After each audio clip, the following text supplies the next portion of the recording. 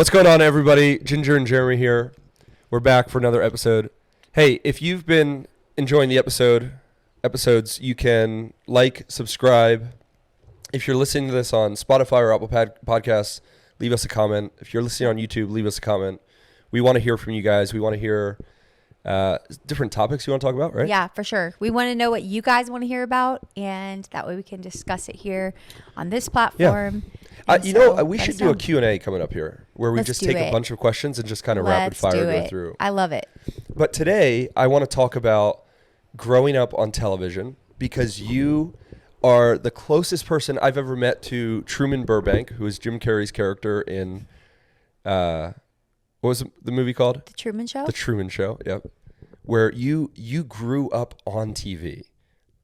Some of your siblings were actually born on television, like literally born on television. And so they didn't know for the first 18 years of their life anything but being on television. And so I want to get into that world. And I want to start by asking you, what's the wildest thing that you can remember that ever happened to you while you were filming? Goodness. I mean, now I'm trying to think about for me. I remember one situation that comes to my mind like right away. We were in Truth or Consequences, New Mexico. That's a place? It is. It's Truth or Consequences? Truth or Consequences, New Mexico. It's a dude ranch that we went to. And so some of you guys who like watched the very first shows, you would have seen this and remembered. That's the greatest name of a place ever. Yeah. It's amazing. So Truth or Consequences, it was like this dude ranch was basically like 2.5 hours away from any town. And even that closest town had like literally nothing. So we drove and drove and drove and drove. And it felt like we were never going to get there. And so if you break down, you're like stranded. It's wild. It's like a legit out in the middle of nowhere experience dude ranch. It's Truth or Consequences, baby. It is. It is. And so I remember we arrived at this dude ranch. We were really excited because a lot of my siblings and I were like, oh, we just want to we always asked my parents, can we just get a horse? Can we just do that? And we had one. My dad had traded for like a car, and I think it almost hurt one of the kids. Oh, man. And so he got What kind of car? It. What car did he get? I don't know. Or what kind of car did he give? I don't remember. Like a 93 Civic. Yeah. Maybe. Samson was the name of the horse. Wow. It was great. You know that's going to be danger if your horse is named Samson. No, seriously. So it almost injured one of the kids. They got rid of it. But anyhow, we show up at this dude ranch and we're like, this is the best. We get to ride horses for, however many days we were there. And on one of the days they were taking us out on like a trail ride. And I got on a horse that they were like, this horse is super chill. It's kind of slow. But they failed to tell me one thing. So we're out in the middle of this ride. How old were you? I don't remember. I mean, we were filming. It was on the road with 16 children. I think must have been the pilot with Discovery 12, Health. Maybe. So maybe I probably was like 11 or so. So they forget to tell you one thing about this horse. Yeah. The horse hates water. And so we were on a trail ride and we came up to this body of water. It was like a kind of a wide creek. I don't know if it was a river, but the horse stood there for a second and then it jumped over the creek with me on its back. And then it started bucking because I guess it realized I was on its back eventually. And it just started bucking like crazy. And I was holding onto the horn of the saddle.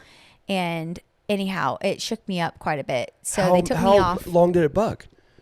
Maybe like, I don't remember. It felt like forever, but it probably was only like 3 or 4 times. But I was like holding on. Whoa. As it was just like bucking.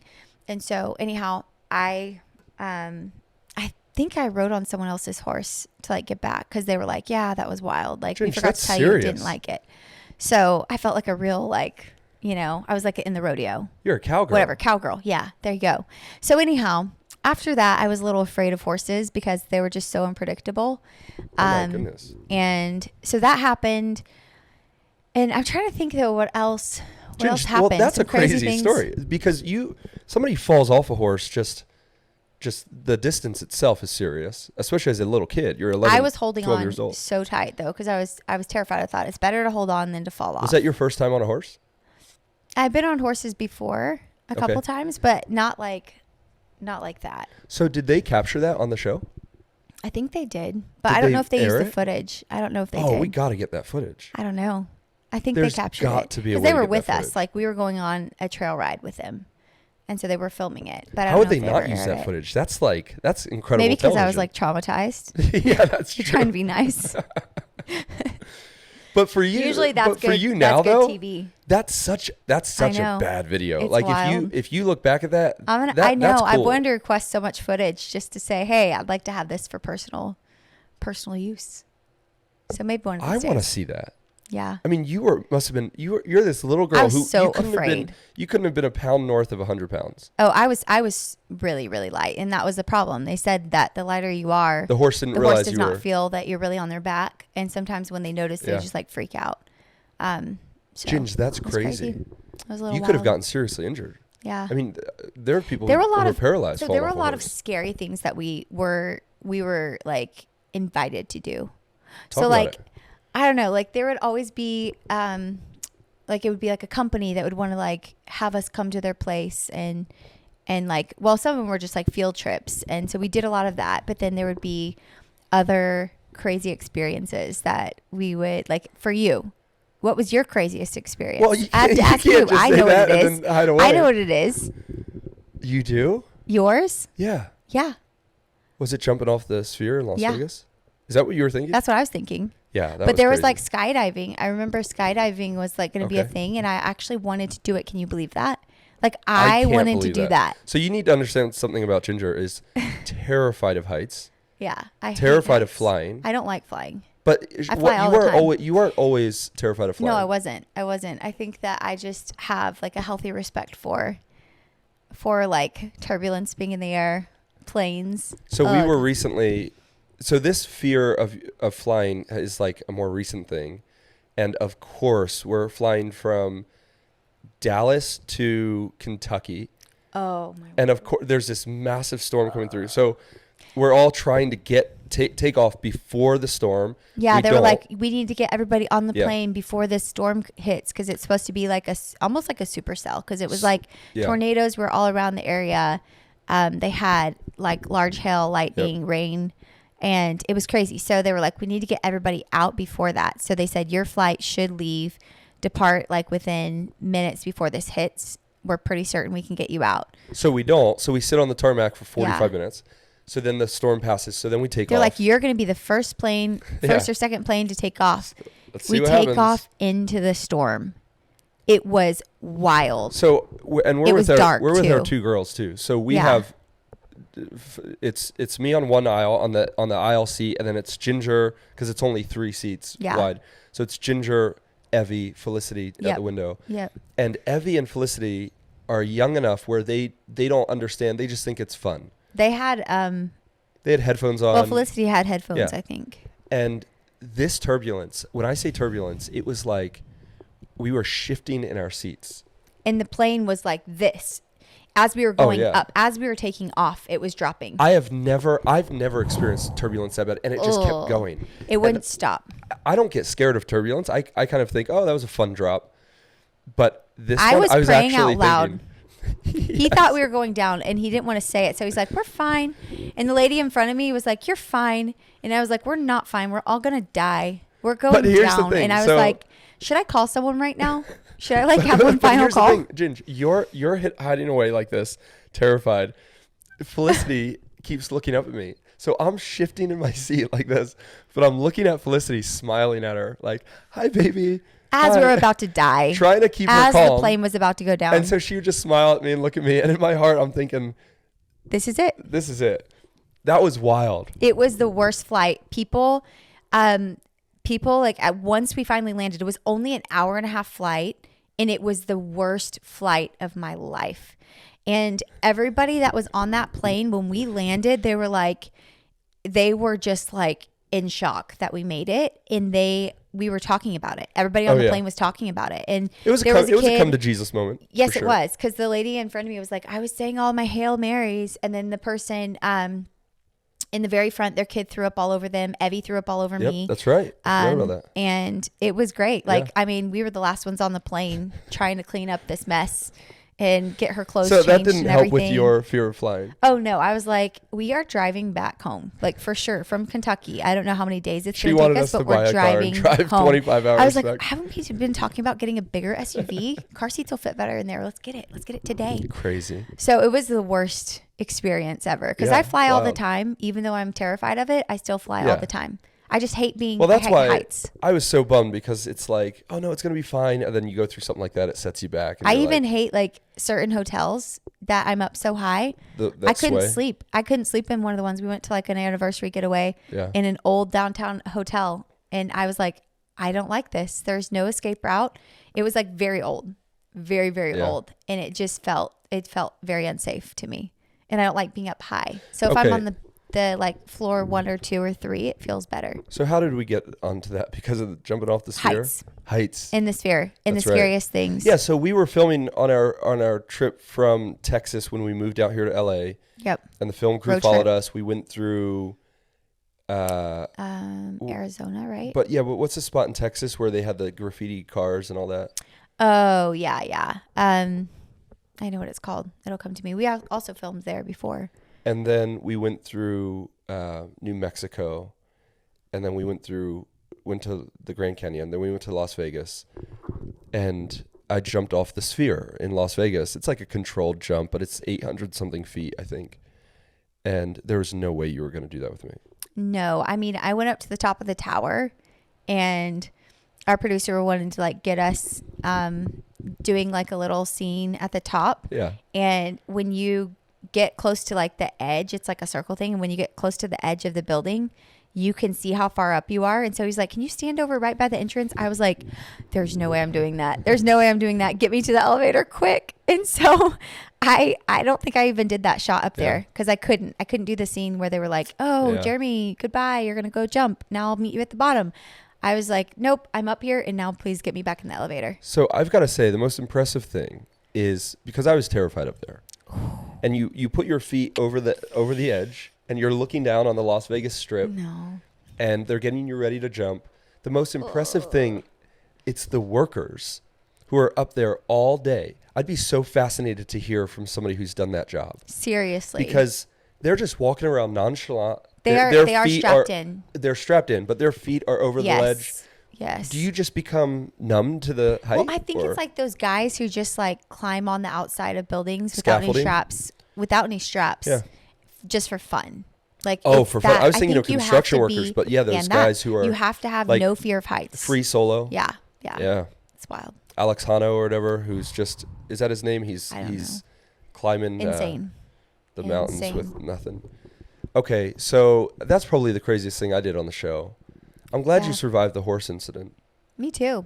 Yeah, seriously. So scary. So talk about growing up on TV though, like the mundane parts, because you did for many, many years. The show kind of evolved. Talk about maybe that to start. The show started with obviously Discovery doing a documentary where they just shot a day in the life. But then it turned into them just following you around. Yeah. And then what did it evolve into by the end of it? Well, when it started, it was just a documentary. And so they did, Discovery Health did, I'm trying to remember how many. It was like 14 children pregnant again was the very first one. And then they did like On the Road with 16 children, Raising 16 children, 16 children and Moving In. Those were maybe the 4, I think, that they did. And then they switched it to a reality show, which went on TLC at that point. Okay. But the first ones, it was interesting because they would show up and they would film for, I don't know, maybe like 3 to 4 days. They would hire like local crews to come in and film us. And then they also brought their own producers, of course, from the network. And so it was crazy. Like, I remember the very first time they came, we thought, oh, this is so weird. And they would say, don't look at the camera, don't look into the lens. And we would be trying to figure out how to do that and still act normal. And we were very like shy, I think, because we just didn't understand what all was going to happen, like with the footage, you know, like you just kind of were like almost, I don't know, we were a little timid, I think, when it started. You can watch those old shows. Like one of my brothers said the wrong name when they went down the line. He said, "I'm Josiah. I'm Jedediah." It's like he said the wrong name. Just nervous. He was so nervous. Yeah. And so I think like as time went on, it started to feel a little more normal. And so in those early days is when it was more of like a jolt, like getting used to it. And even when they would come, it would be very like professional and very, I don't know, like it wasn't structured, but it almost felt like it, because we weren't in a rhythm. We weren't in a groove of like everyday filming stuff. And so, once the reality show started, it was interesting because then you started to have like the same crew who would come every week. And our producer who, he ended up as our producer, like by the end of the show, he was a cameraman on day one. And so he was there from the very beginning all the way until the show ended. So we had some people who were there long term. Some people were there like 12 years with us. Some people were there the entire run, and others were like would be with us for 5 years and then would move on to another gig or would move out of town. A lot of the guys traveled in for they would fly in every week and they would film with us. And so that was like an interesting life for them, I'm sure too, like with the crew.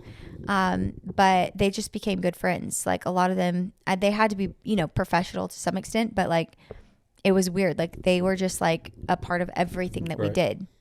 And they knew us probably better than half of our friends did. I was talking, we have some people in church we've met recently who are coming up from overseas, like from Brazil or other countries, to be nannies.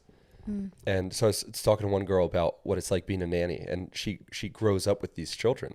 Yeah. And the children can often become more comfortable with them than their own parents. So it's this really interesting dynamic.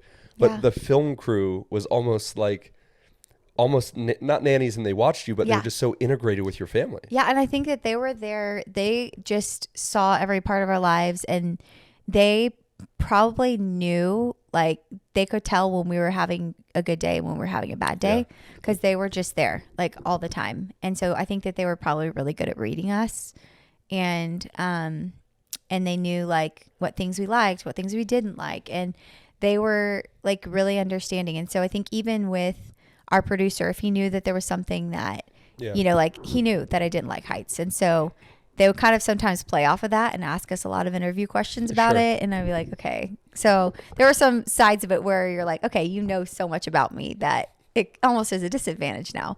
But they were always really nice, like really, really great to work with.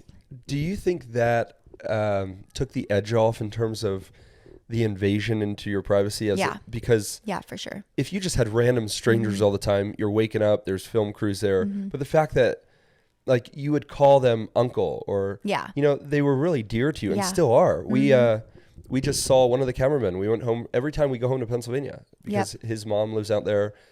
So we'll try to connect, and we get to connect with different crew members as throughout the years, even since the show stopped 3 years ago. I still one of the other camera guys always sends me reels on Instagram. You too. Yeah. So we'll send reels back and forth. So we're in touch with these guys and love them. Do you think that took the edge off in terms of the invasion? It definitely did, because if it was like a different crew member every day, it would have been too much, especially for that many people around with kids. You want to like kind of have, you kind of want to have something that feels normal. And so if you had like a different nanny for your kid every day, you could imagine how that would feel. And so I think the same idea with a crew, they were very good at keeping it consistent. And so like I said, some of these guys who worked with us for 10 years, 12 years, then like if they moved on to another show, they would get another person who could be consistent. Every once in a while, you would have like a new PA that would pop in, and it would be like, well, where is he from? And you'd meet him. He'd be there for like 3 shows, and then he would be gone. And so that would happen. Like we had some turnover, but the core group, like 90% of the time was like our people. Yeah. And we knew them so well. That's cool. And Mr. Jim's jokes. Mr. Jim was like a huge part of the show, and he was the sound guy. I think a lot of you guys probably saw him on the show, and he kind of became like a personality on the show for a while. But he would always tell jokes. Do you remember that? So I wasn't around for, oh yeah, his jokes for sure. His jokes. I wasn't around as much when he was integrated in the show. Okay, yeah. But, oh yeah, his they would jokes always were pan super over to cheeseball. him. Like we would be doing something. Yeah. And then they would pan over to Jim. The best. And he was like. He was great. Really funny. He was like a grandpa. Yeah. It was so funny. That's sweet. What an interesting dynamic, because reality TV is already trying to capture something unique. It's in the very name. It's saying we're going to watch like neutral bystanders, the reality of this family, but their very presence alters that reality. It has to, right? So by just being there, something's different. So then for reality TV, and your family was like this pioneer family in that world, to then integrate the bystanders, like the ones who are catching the reality, then get integrated into that reality. So like for Jim to enter the show, or pan over to, there's the guy standing there with the boom mic as you're listening to Jinger talk, where they're supposed to be invisible. It's a fascinating aspect of that world. Yeah, it is. And I think that that's part of it, is like with having people there, you're filming, like, you're filming. And so you know what not to do when they're filming. And I think that's part of it. Because like with any social media, with any filming, like anything can be taken wrong. Sure. And so I think that's like where the narrative about who I was on the show, they like created a character of me that I wasn't. And it wasn't the show doing that necessarily. It was everybody who was watching it. The viewers thought that I was a different person than I was. So I had a lot of personality and spunk, probably more than I have now. I was a little crazy because I was like young, 12, 13, 14. I was like, I would always have these facial expressions. And they thought, oh, Ginger's like rolling her eyes or something. And I was just being funny, but they thought that I was trying to be like rebellious or something. And they said, she's going to be like, she's going to, run away, and she's going to like move to the big city, which I did move to the big city. They weren't wrong. They got some right. But, yeah, but it was like interesting. They're trying to create like this certain character of who they thought I was, like outside, because just from watching the show, that's who they thought I was. And ultimately, like, I was a rule follower. I was never like one to like push limits or bounds. But you are, in the sense, I think they detected, and what you're saying is right, in the sense of they're only seeing one dimension of someone's reality. They don't know your full life. Right. And that was the side of it where it was like the type of person they thought I was, even in temperament, was totally opposite of who I was. But there are elements of what I think people saw that are true.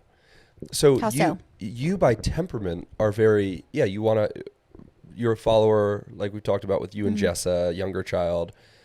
You're not like bombastic. You don't step into a room and go, okay, let me take over. You're very sweet and meek and humble. But when it comes to the truth, when it comes to principle, when it comes to standing up for others, when it comes to what's right, you are very strong. Well, I can be strong in that way. I can be strong in that way, but I think it was in a different way than they had me labeled. But I wonder if they caught onto something. Like Maybe. If there's, because it's possible. As much as they were lacking the holistic experience of you, because you're right, you're turned on for the cameras, so you're not going to do certain things. So people watching don't know you, I think, as well as they think they do. Right. That's the thing. But there's aspects of you that do creep through in areas where you say, well, I don't think they would have possibly known that about me. But subtly, maybe even subconsciously at times, you are communicating certain character qualities that I've seen. So for instance, you're a natural follower, or your temperament is a little bit more calm, but when it's required, you step up to the plate and lead. When it's required, you stand, even if everyone else is running. So that makes sense. I wonder if viewers caught onto that and saw that in you. Maybe not. Maybe I didn't see it in myself. No, okay. Yeah. No, seriously. So sometimes another set of eyeballs can help us discover ourselves. So true. I am always curious, because people will come up to you and I had someone come up to me and out and about the other day and say, "Oh, I love your wife," and I'm fascinated by the fact that there's all of these people out there in the world who almost feel like they know you, they followed you longer than I've known you, and they appreciate you, they watched you, they knew who you were 10 years before I did. They saw you grow up, and they've got this relationship with you, which is really special and unique. And a lot of our listeners, I mean, have this relationship with you where you haven't had the privilege of meeting all of them yet, but they've gotten to look into your life. And there's something special about that. Talk about that with you meeting people who are really sweet, sincere. They greet you. They know you. You've never met them before. How is that? That's got to be an interesting dynamic to your life. Definitely is. I think like when we were out, I feel like with the family, there was probably even more of the like recognition of like, okay, this is the Duggar family. They're all together. And the older that we got, I feel like when we were out and about, we would still get recognized a lot. And people would come up to us and say hello. And it was always like really sweet because you were able to like meet people who have watched the show. Yeah. And they do know so much about your life. Sometimes there were a couple instances where, you know, situations were like a little weird with that. But sure. For the most part, I think it was everybody has been really sweet and really kind. And I think that with that, like it is such a weird dynamic because it's like, I don't know you. I've never met you before, but I think one of the funny things was though, people would always say what their favorite part was about the show or where they saw me like, right. Oh my goodness, I saw you doing this. Oh, I remember when you were a baby. It kind of is like when you go to a family reunion and yes. Everybody knows you and they're like, and you're like, Mom, who is that guy? Who is that now? So yeah. I think like, it's kind of that vibe a little right. bit. It's like, you know so much about me. Yeah. I know nothing about you. But here's the amazing thing. You even using that analogy, it's the family dynamic is there because you invited people into your family. Yeah. So in a very real way, they're a part of your family. Like, yeah. And I think that's where some people would feel very entitled to sure. to know every detail. And if you don't tell them, then they're like, wait, why did you not announce that? So there's the ugly now? side of it, right? Where people become really possessive. Yeah. But then I think there's what the you're sweet saying, side though too. the majority of, like of people are very, so many people are just so kind and so grateful. Really excited to like have been able to watch you grow up. Yeah. And I think that that's how it is like with probably a lot of other kids who grew up in reality TV. There were a couple other families around the same time that were entering this reality world and they have the same experience, I'm sure. Just like it feels so strange to like have people walk up to you who know like, oh yeah, I remember. They would always talk about the births too, which was funny. Like, oh, I remember your sister Josie's birth. I'm so glad to see that she's okay. How's she doing?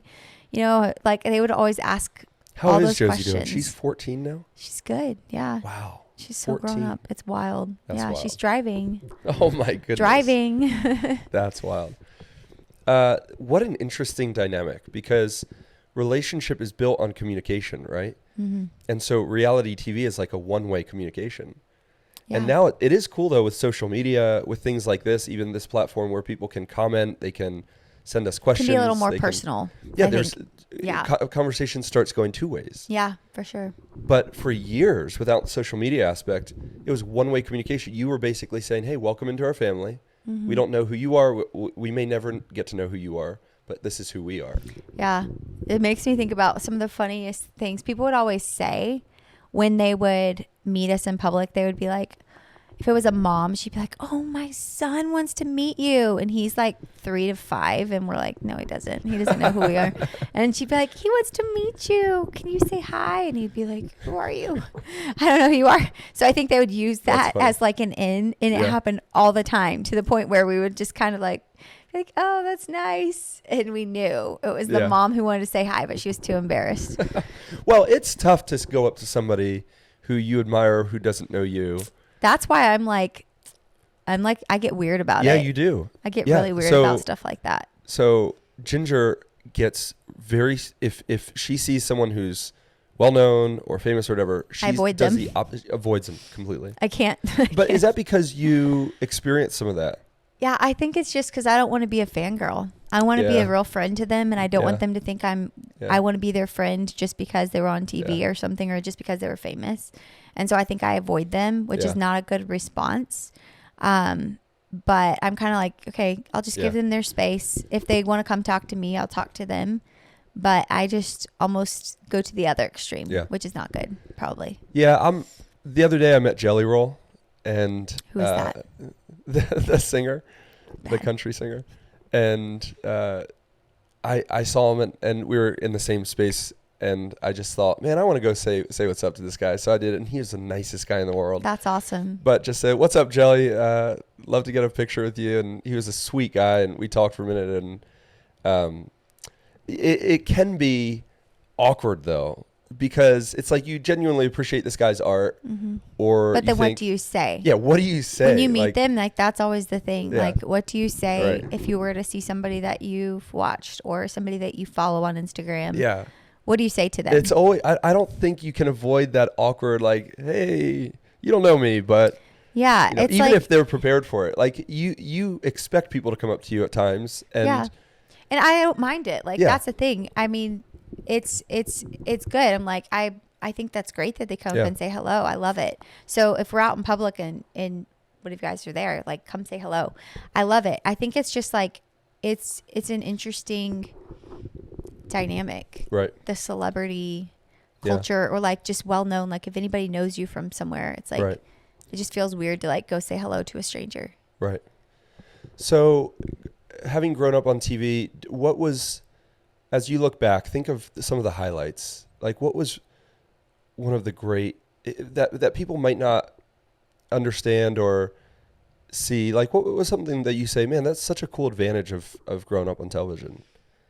Because it's a unique experience. It really is. It is. I think the opportunities that were handed to us through the show, we had a lot of fun experiences. And so whenever we would travel, we would often get like, like everything would be taken care of through the show. And so you get to just do whatever crazy thing you wanted to do. And so often I remember once the reality show started to feel a little less like reality, we would actually like come up with something to do. Like if we were driving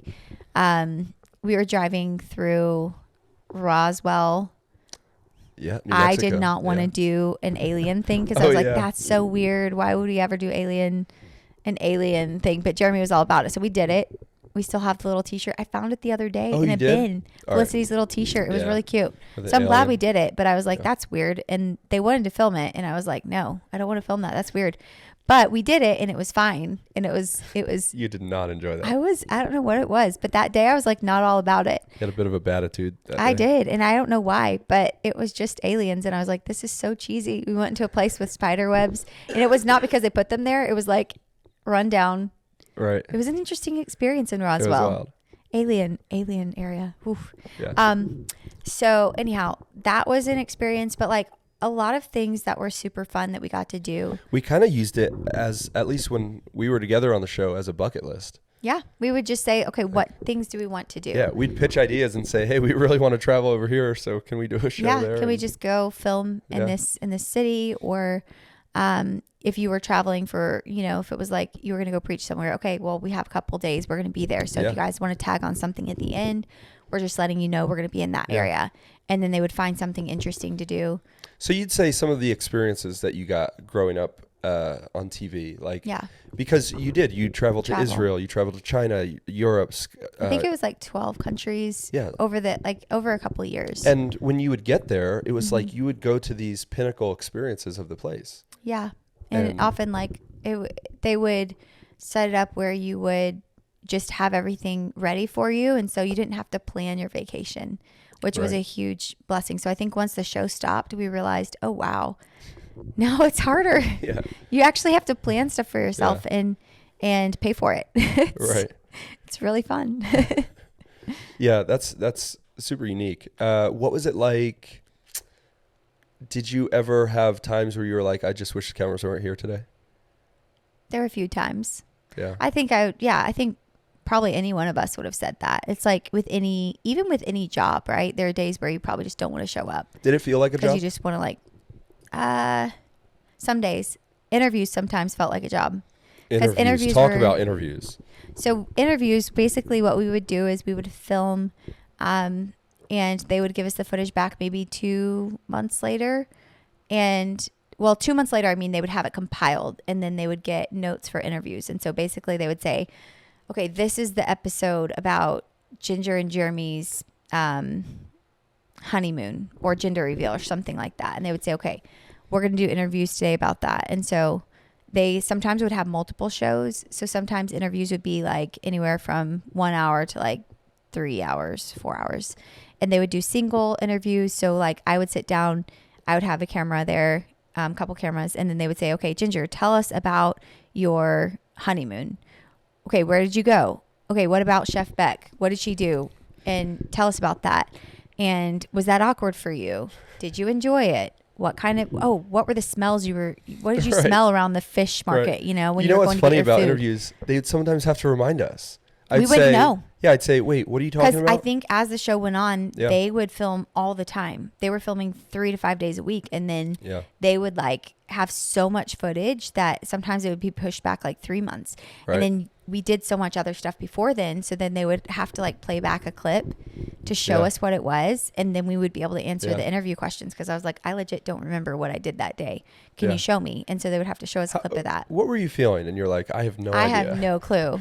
So, it was that. And then also the length. Sometimes the interviews would be 6 hours. You'd sit there in the chair. Yeah. And they did a good job. It depended on who the interviewer was, but the core people who did the interviews knew how to cut it down because they knew what questions they needed to ask, which ones they could avoid, and which ones I wasn't going to answer. Right.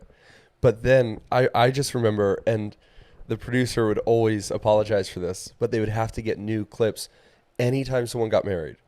Anytime someone was having a kid, that was they your would pet ask you the peeve. same You questions. would always say, "Are you kidding me? Are we back at this?" Well, because I probably answered. Tell us about the first time you saw Ginger walking down the aisle. Tell us about your whatever it was. The night before the wedding, what were you feeling? I'm like, I answered this 7 times in 7 previous interviews. Yes, it was because there were so many weddings back to back. But they needed that footage. They needed to keep up with it, and they needed to, so I get it. So interviews, you were basically just sitting down talking about whatever, and it was in a dark room. So there would be so many times where I would just be yawning. And I was like, it's so hard. I can't stay awake. And they would do like coffee runs sometimes because they would needed me caffeinated. They could tell when my caffeine was running low. Like lunch right was now, always fun. I'm on decaf. Yeah, and I'm surviving. So it's great. I loved lunch because I'd always scarf down. We'd always order a bunch of sushi and scarf it down. Lots of food. That was Jeremy's favorite. He'd be like, when's lunch? When's breakfast? When's dinner? Let's go. Because they would just order a bunch of food for us. And then OTFs. Explain an OTF. OTF is on the fly.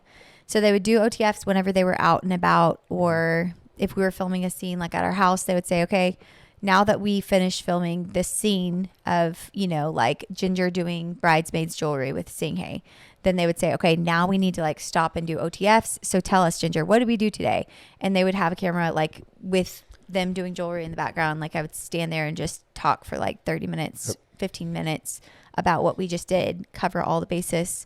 And those would be used in between segments where they didn't want to use interviews. And so they would piece it all together like that. Do you miss it? I do sometimes. I think like in certain seasons of life, I think anyone can have that where it's like those seasons seem so special and sweet looking back. Sometimes in the moment though, you would just be like, I'm done. Like, I'm so done with this. There were times where you didn't want to film. And then there were other times where it was like, okay, this is fine. I'm good with this today. And it's fine. Like it was just all that we knew. Yeah. And so once it stopped, and I think it stopped so abruptly, then it was like the sad part was just realizing it's not just about the filming. It was just about like the people, because the crew and those people who were around you every single day since you were like 9 and 10, they're now out of your life. Yeah. And they're not out of your life like you never talk to them, but like they're not there every day. Week. It's like your friends who come over every day and then they just stop coming over after all those years. Right. It's kind of weird. So that was the side that I really missed. in some aspects of filming were like just like it was just what you knew and it was your job and it was what you did, and once it's gone, it just feels weird. Yeah. It just feels like, wait, what am I supposed to do every day now when they're not there? Right. You know? I remember the moment we moved out of our North Hollywood home, and it was probably a year plus after filming had stopped, and there were still pieces of tape from the interview chairs So crazy. on the floor and ceiling, and I remember picking them up for the last time. That and was putting them in your journal, right? Yep. Because they would come for moment. interviews and they wanted the couches to be specifically where they wanted them. The lights had to be a certain place above on the beams in the home. They had tape. They had room for each of the clips for the lighting, and they had to have it all perfect. And so, that tape we saw it everywhere. Like every home you lived in, you had tape marking the ceilings and the walls and the floors. So sad. It is. So sad. I've thought we have to have like a crew reunion at some point, because like the core people, they were just amazing. Like such good people to work with. They were awesome. They put up with a lot, because coming into a family with that many kids, that much crazy, it was not easy. And I know that. Like looking back as an adult, you think that was wild. And they were so patient. Yeah. Only every once in a while somebody would get a little flustered, but they were like, they kept their cool. Duggar time sometimes got to them. It would be a little much, like no one's up there for interviews. If interviews were long days for you, they were longer days for them. Yes, they probably all really did not love that. But they did so good, and they're the best crew ever. Yeah. And so if we ever did anything like that ever again, which we don't have any plans to, but I was like, you just almost want your core people, right? That would be so cool. Want your core people. Yeah. What a fascinating time of your life. That's crazy. Growing up from age 10 to 27 on TV. Wild. All right. Well, guys, thanks for hanging out with us today. Yeah. And wherever you're listening to this or watching this, if you're on YouTube, subscribe. If you're podcasts on Apple, Spotify, leave us a comment. Let us know what you'd like to hear. Yep. And see you next time. We'll see you next time.